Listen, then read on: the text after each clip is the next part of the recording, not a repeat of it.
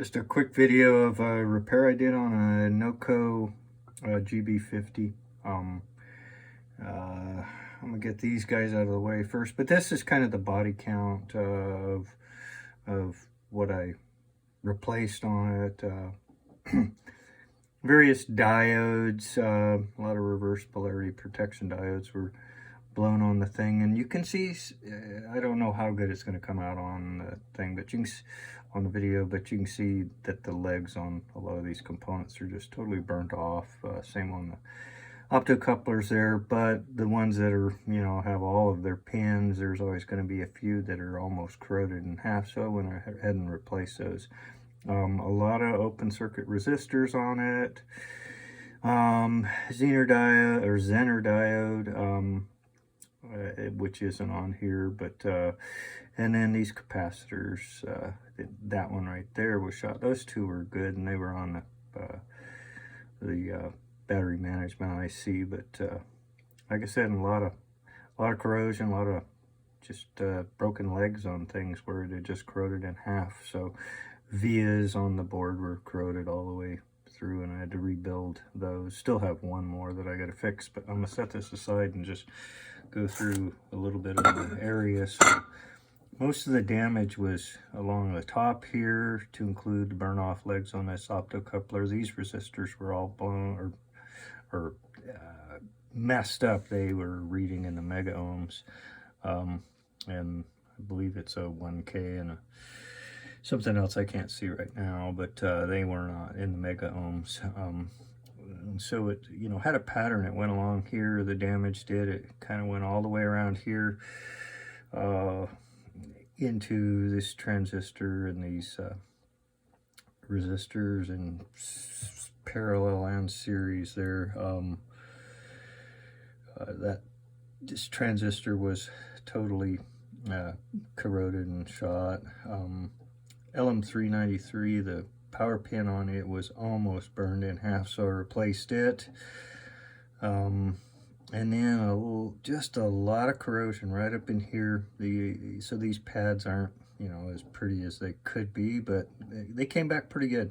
Going down here, legs totally burned off. This MOSFET, that transistor, and then again, a pretty significant damage to the resistors. Look like I don't know, a lot of heat had going on. Then moving over here, the entire battery management setup here, which is your 8254 and a couple of charge discharge FET arrangement here. The legs, the source legs on the one Q3 were totally gone, and then on Q2 they were heading in that direction. This Zener up here, which is a 13-volt Zener, was actually breaking down at 10 volts, which was shutting down the boost converter, because once it breaks down, it feeds voltage back to a transistor here that dumps the enable pin on that boost converter to ground. And so that was kind of a cute little mystery. And then, God, if you ever do this, don't take those wires off. I desoldered them, just for safety reasons, because I just didn't want to be flipping this board over with this pack here, waiting for me to short something out. And putting that back on was not any fun. Took a lot of heat. Took two of us actually to do it. My wife fed the solder in while I held two soldering, my Hako and another Chinese version.